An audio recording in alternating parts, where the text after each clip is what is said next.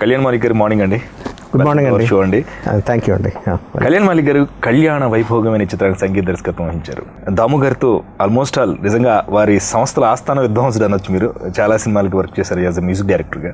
ఎలా ఇది సాధ్యపడింది ఆయనతో అక్కడే పని చేయడానికి గల కారణం? అంటే ఫస్ట్ ఆఫ్ ఆల్ ఆయన నాకు చాలా గుడ్ ఫ్రెండ్ అండి. ఎప్పుడు సినిమాలు తీయకముందు నుంచి చాలాసార్లు అడుగుతూ ఉండేవాడిని. ఆయన స్ట్రీక్స్ అని ఒక బొటిక్ మెయింటైన్ చేస్తూ ఉండేవారు. ఎప్పుడు తీస్తారు సార్ దాము గారు, ఇంత మీరు చాలా మంచి టేస్ట్ కదండి, మంచి సినిమాలు తీయండి సార్, తీద్దాం ఆ టైం రావాలి అంటూ ఉండేవారండి. సో ఆ రకంగా అనుకోకుండా అలా మొదలైన తోటి ఆ ప్రయాణం కంటిన్యూ అవుతూ ఉందండి. ఆయనతోటి వర్క్ చేయడం చాలా సున్నితమైన మనసు, మంచి టేస్ట్ అండి. అంటే పాటల విషయంలోనే కాదండి, ముఖ్యంగా కథలు కూడా చాలా అందరికీ నచ్చాలి. ఏదో ఒక బీసీ సెంటర్స్ అని కాకుండా ఇమీడియట్గా క్యాష్ చేసుకునే ఇలాంటి కథలు కాకుండా స్లోగా పికప్ అయినా అందరికీ నచ్చేటట్టు ఉండాలి అని చెప్పి ఉద్దేశంతో తీసిన సినిమాలండి ఆయన. సో దానికి నా మ్యూజిక్ బాగా మ్యాచ్ అవ్వడం, ఆయనకి నా మ్యూజిక్ నచ్చడం. సో ఆ రకంగా 4 సినిమాలు కంటిన్యూస్గా చేయడం జరిగిందండి ఆయనకి.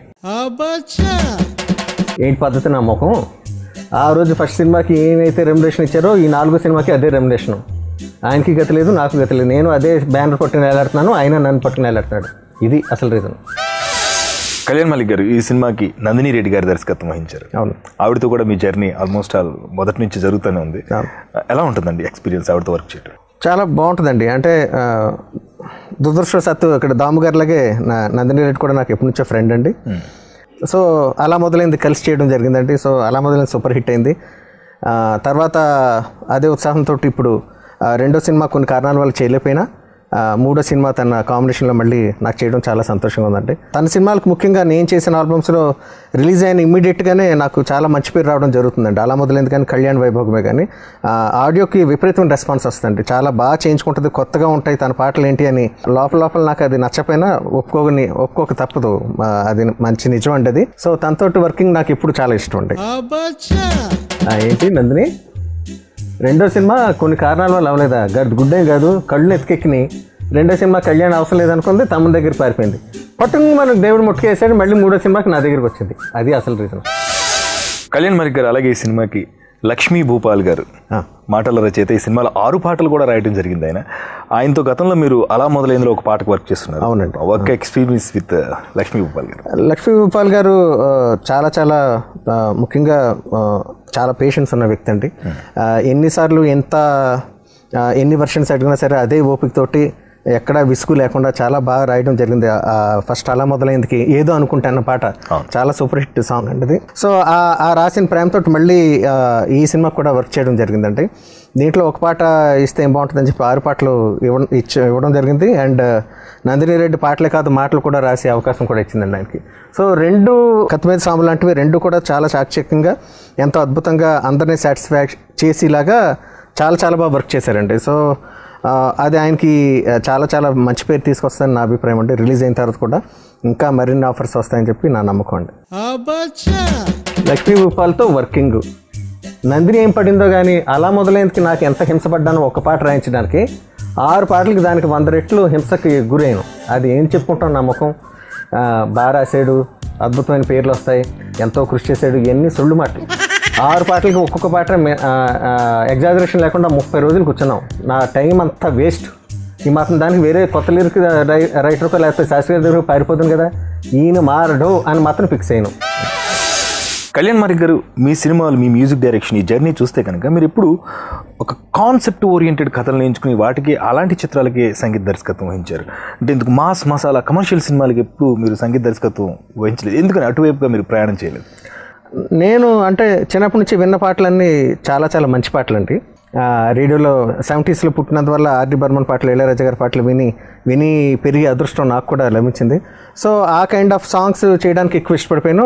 తెలియకుండా డైరెక్టర్స్ కూడా నా దగ్గరికి వచ్చినప్పుడు లవ్ స్టోరీస్ అయితే కళ్యాణ్ బాగా చేస్తాడన్న నమ్మకం, లేకపోతే అదొక ముద్ర అనుకోవచ్చండి.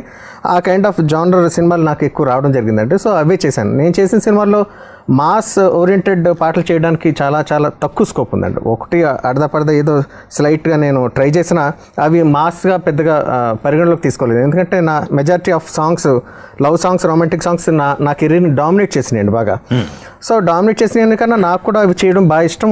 జనాలకు ఫైనల్గా మెలోడీస్ ఇష్టపడతారు. 20 ఏళ్ళ తర్వాత కూడా అయ్యే గుర్తుపెట్టుకుంటారని రేడియోస్లోను, పత్రికలలో, అన్నిటిలోనూ ప్రతి ఒక్కరు అంటూ ఉంటాం కదండి. సో ఆ తృప్తితోటి ఒకవేళ మా సినిమాలు రాకపోయినా సరే ఈ తృప్తి నాకు బాగా సాటిస్ఫాక్షన్ ఇచ్చిందండి. ఆ తృప్తితోటి జీవితాన్ని గడిపేస్తున్నానండి.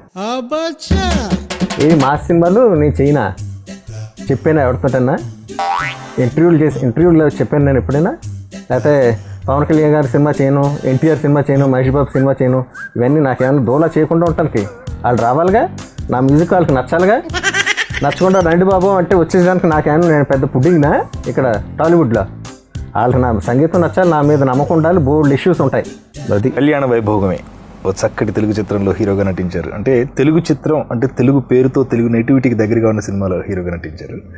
చాలా సంతోషించదగిన విషయం. అండ్ వన్ మోర్ ఏంటంటే చాలామంది డైరెక్టర్స్తో మీరు పనిచేస్తున్నారు, ఫస్ట్ టైం ఒక లేడీ డైరెక్టర్తో పనిచేస్తున్నారు, నందిని రెడ్డి గారు. What is your experience? Different experience అని చెప్పనండి, ఒక క్లారిటీ ఎక్స్పీరియన్స్ అండి. అంటే ఇప్పుడు నేను ఒక 6 members 7 members డైరెక్టర్స్లో వర్క్ చేశాను. వాళ్ళకి అంటే నేను తప్పుగా ఏం చెప్పట్లేదు ఎవరి గురించి, నేను వాళ్ళకంటే ఎక్కువ experienced editing sense and story మీద గ్రిప్ ఎక్కువ చూశాను నందిని రెడ్డి గారి మీద.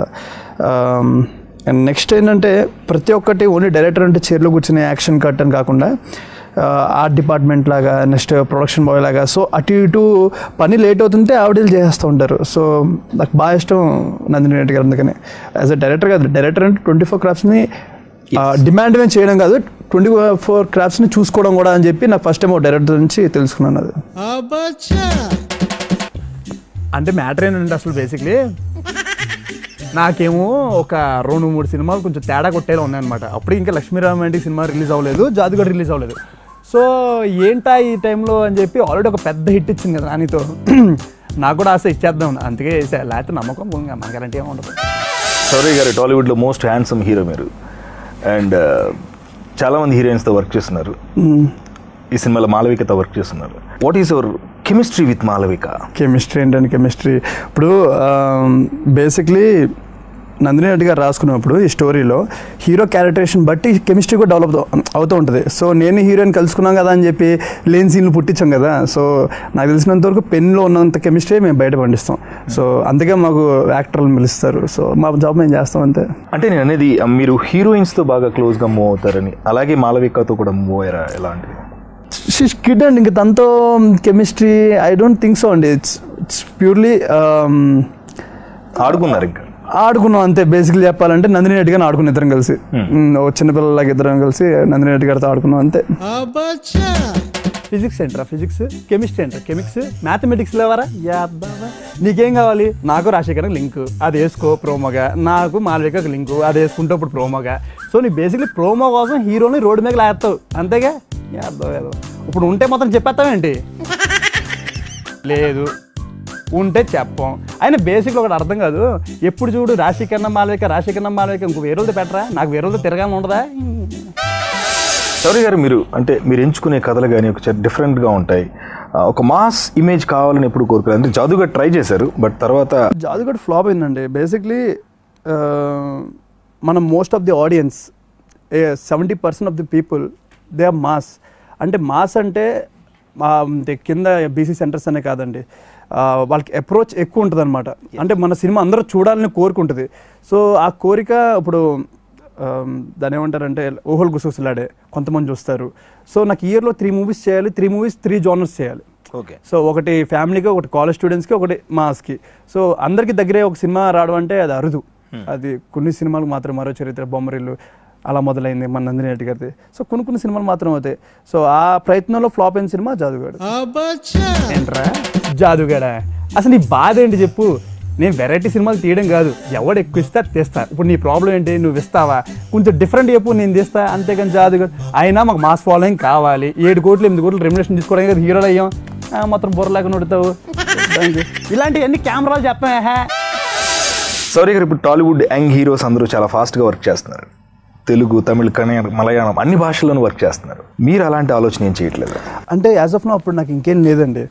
ఫస్ట్ మన తెలుగులో నిలబెట్టుకున్న తర్వాతే బయట రాష్ట్రాల్లోకి వెళ్ళి మనం ఏంటో ప్రూవ్ చేద్దామని నాకు ఉంది అసలు యాక్చువల్లీ. అంతే తప్ప ట్రై చేసాం తప్పని కదండి, వాళ్ళు ఆల్రెడీ ప్రూవ్ చేసుకుని వెళ్తారు. So let me prove for some couple of years, దాని తర్వాత నేను డెఫినెట్లీ ట్రై చేస్తాను. ఇంటికి వెళ్ళి రచ్చగలవాలని చెప్పారు కదా, సో ఆ టైప్. ముందు ఇంటికి వెళ్తాను. ఒక్క లాంగ్వేజ్లో సరిగ్గా తెలుగులో డైలాగ్ చెప్పడమే చాలా కష్టమైన రోజుల్లో ఇంకో లాంగ్వేజ్ తమిళ్, ఎన్నప్ప మలయాళం అసలు అదేంటో కూడా తెలీదు, కన్నడ ఇంకా హిందీ నా దోల. హిందీ అంటావా బెబ్బే. అయినా ఇప్పుడు నేను ఏ సినిమా వేస్తాను నీకు ఇందుకే చూడడానికి వస్తాలేవా? ప్రతోడు హిందీ తమిళ్ అన్నీ కావాలి. ఇప్పుడు హిందీకి మార్కెట్ ఉంది మనకు లేదు, అది అర్థం చేసుకోవాలి. తిప్పింగా కళ్ళొడితే